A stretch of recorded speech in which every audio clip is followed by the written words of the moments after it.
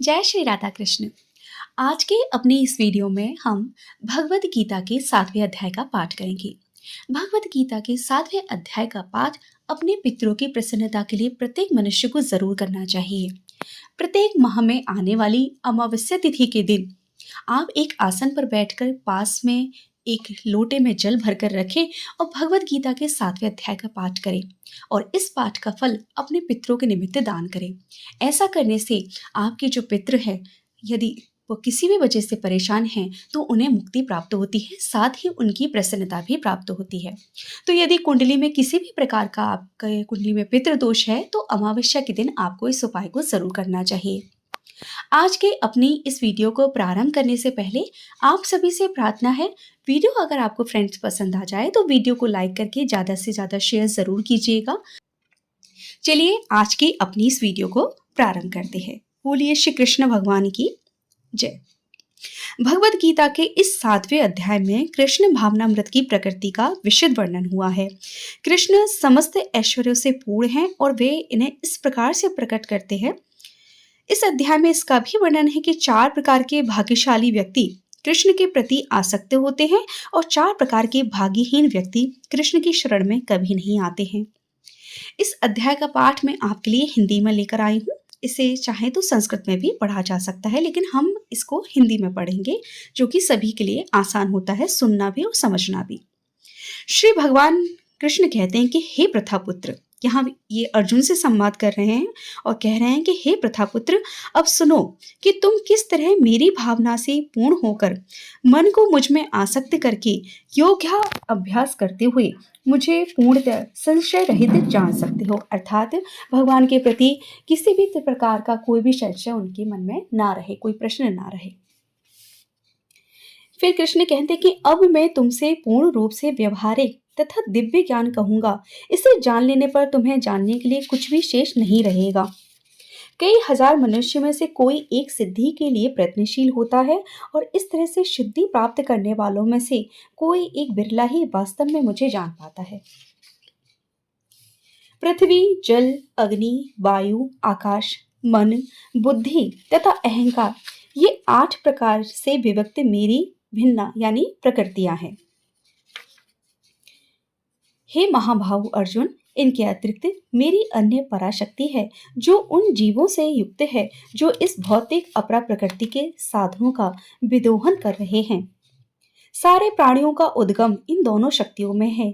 इस जगत में जो कुछ भी भौतिक तथा आध्यात्मिक है उसकी उत्पत्ति तथा प्रलय मुझ में ही जानो। हे धनंजय, मुझसे श्रेष्ठ कोई सत्य नहीं है। जिस प्रकार मोती धागे में गुथे रहते हैं उसी प्रकार सब कुछ मुझ पर ही आश्रित है।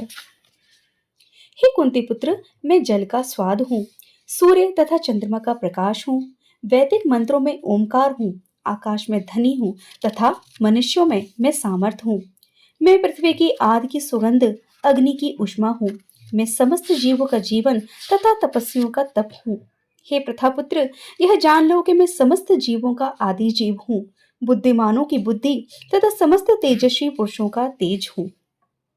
मैं बलवानों का कामनाओं तथा इच्छा रहित बल हूँ। हे भरत श्रेष्ठ अर्जुन, मैं वह काम हूँ जो धर्म के विरुद्ध नहीं है।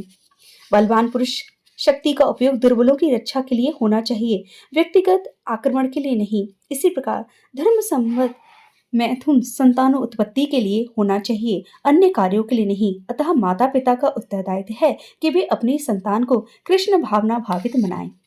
तुम जान लो कि मेरी शक्ति के द्वारा सारे गुण प्रकट होते हैं, चाहे वह सतोगुण हो, रजोगुण हो या तमोगुण हो।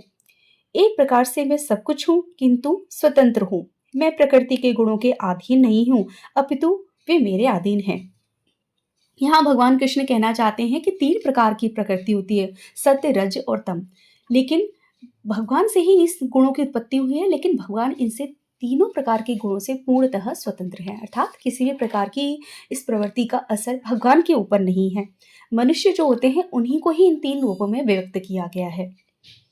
3 गुण सत्य, रज, तम के द्वारा मोहग्रस्त यह संसार मुझ गुणातीत तथा अविनाशी को नहीं जानता है। प्रकृति के 3 गुण वाली इस मेरी देवी शक्ति को पार कर पाना कठिन है, किंतु जो मेरे शरणागत हो जाते हैं, वे सरलता से इसको पार कर लेते हैं। जो निपट मूर्ख हैं, जो मनुष्यों में अधम हैं, जिनका ज्ञान माया के द्वारा हर लिया गया है, जो अशरों की नास्तिक प्रकृति को धारण करने वाले हैं, ऐसे दुष्ट मेरी शरण ग्रहण नहीं करते हैं। हे भरत श्रेष्ठ, 4 प्रकार के पुण्यात्मा मेरी सेवा करते हैं: आर्त, जिज्ञासु, अर्थार्थी तथा ज्ञानी। इनमें से जो परम ज्ञानी है, शुद्ध भक्ति में लगा रहता है, वह सर्वश्रेष्ठ है, क्योंकि मैं उसे अत्यंत प्रिय हूँ और वह मुझे भी प्रिय है। अर्थात जो भगवान कृष्ण की भक्ति में लगे रहते हैं, उनसे अत्यधिक प्रेम करते हैं, भगवान भी उन्हीं को प्रेम करते हैं। निस्संदेह ये सब उदार चेता व्यक्ति है, किंतु जो मेरे ज्ञान को प्राप्त है, उसे मैं अपने ही समान मानता हूँ। वह मेरी दिव्य सेवा में तत्पर रहकर मुझे सर्वोच्च उद्देश्य को निश्चित रूप से प्राप्त करता है। ऐसा नहीं है कि जो कम ज्ञानी भक्त है वो भगवान को प्रिय नहीं है। भगवान कहते हैं कि सभी उदार चेता हैं, क्योंकि जो भी चाहे भगवान के पास किसी भी उद्देश्य से आए, वह महात्मा कहलाता है। जो भक्त भक्ति के बदले में कुछ लाभ चाहते हैं, उन्हें भगवान स्वीकार करते हैं, क्योंकि इससे स्नेह का विनिमय होता है। वे स्नेहवश भगवान से लाभ की याचना करते हैं। भक्तगण सदैव मेरे हृदय में वास करते हैं और मैं भक्तों के हृदय में वास करता हूँ। भक्त मेरे अतिरिक्त और कुछ नहीं चाहता और मैं भी भक्तों को कभी नहीं भूलता। मेरे तथा शुद्ध भक्तों के बीच यह घनिष्ठ संबंध रहता है।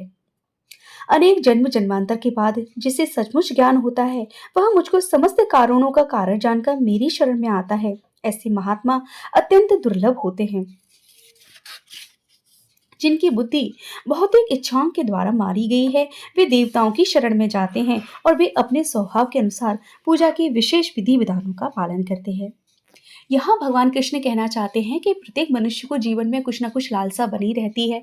हम सभी मनुष्य भौतिक सुख ही तो चाहते हैं कि हमारा अच्छा घर हो, गाड़ी हो, मकान हो। ये सारी इच्छाएं हमें लगी रहती हैं और इन इच्छाओं की पूर्ति के लिए हम भगवान के अलग अलग स्वरूपों की पूजा करते हैं, अलग अलग देवी देवताओं की पूजा करते हैं, अलग अलग मंदिरों में जाते हैं और बहुत प्रकार के उपाय करते हैं। आगे भगवान कृष्ण कहते हैं कि मैं प्रत्येक जीव के हृदय में परमात्मा स्वरूप से स्थित हूँ। जैसे ही कोई किसी देवता की पूजा करने की इच्छा करता है, मैं उसकी श्रद्धा को स्थिर करता हूँ, जिससे वह उसी विशेष देवता की भक्ति कर सके। जैसा कि हम देखते हैं कि भगवान के किसी न किसी दिव्य स्वरूप के प्रति हमारी एक घनिष्ठ आस्था होती है। हम कहते हैं कि हम भगवान के इस स्वरूप को मानते हैं, कृष्ण को मानते हैं, कुछ लोग राम को मानते हैं, तो भगवान उसी प्रकार से करते हैं। भक्त का भाव भगवान के जिस स्वरूप के लिए उठता है, भगवान उसी के प्रति उनकी भक्ति को स्थिर करने का प्रयास करते हैं। ऐसी श्रद्धा से समन्वित वह देवता विशेष की पूजा करने का यत्न करता है और अपनी इच्छा की पूर्ति करता है, किंतु वास्तविकता यह है कि सारे लाभ केवल मेरे द्वारा ही प्रदत्त है। अल्प बुद्धि वाले व्यक्ति देवताओं की पूजा करते हैं और उन्हें प्राप्त होने वाले फल सीमित तथा क्षणिक होते हैं। देवताओं की पूजा करने वाले देवलोक को जाते हैं, किंतु मेरे भक्त अंततः मेरे परम धाम को प्राप्त होते हैं। बुद्धिहीन मनुष्य मुझको ठीक से न जानने के कारण सोचते हैं कि भगवान पहले निराकार था और अब मैंने इसे स्वरूप धारण किया है। वे अपने अल्प ज्ञान के कारण ही मेरी अविनाशी तथा सर्वोच्च प्रकृति को नहीं जान पाते हैं। मैं मूर्खों तथा अल्पज्ञों के लिए भी कभी प्रकट नहीं हूँ। उनके लिए तो मैं अपनी अंतरंगा शक्ति के द्वारा आच्छादित रहता हूँ, अतः वह ये नहीं जान पाते हैं कि मैं अजन्मा और अविनाशी हूँ। तात्पर्य यह है कि भगवान कृष्ण जो है वह, हे अर्जुन, श्री भगवान होने के नाते मैं जो कुछ भूतकाल में घटित हो चुका है, जो वर्तमान में घटित हो रहा है और जो आगे होने वाला है, वह सब कुछ जानता हूँ। मैं समस्त जीवों को भी जानता हूँ, किंतु मुझे कोई नहीं जानता। हे भरतवंशी, हे शत्रु विजेता, समस्त जीव जन्म लेकर इच्छा तथा घृणा से उत्पन्न द्वंद्वों से मोहग्रस्त होकर मोह को प्राप्त होते हैं।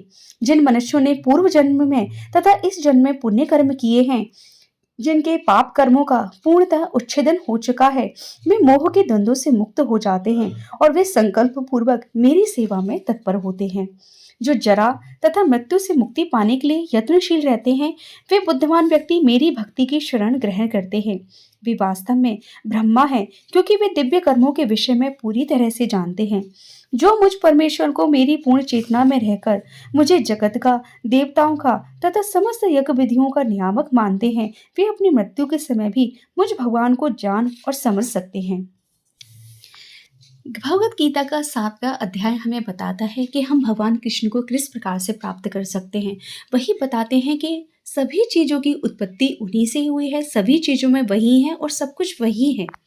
और जो भगवान कृष्ण के भक्त हैं, वह उनकी भक्ति धीरे-धीरे बढ़ती जाती है और वो भगवान कृष्ण को अंततः जान पाते हैं तथा अपनी मृत्यु के समय भी वो इस सत्य को नहीं भुला पाते और अंत में गोलोक धाम में वास करते हैं। यहाँ पर भगवद गीता का 7वां अध्याय पूर्ण हुआ। अपने पितरों की प्रसन्नता के लिए भगवद गीता के 7वें अध्याय का पाठ आप ज़रूर करें।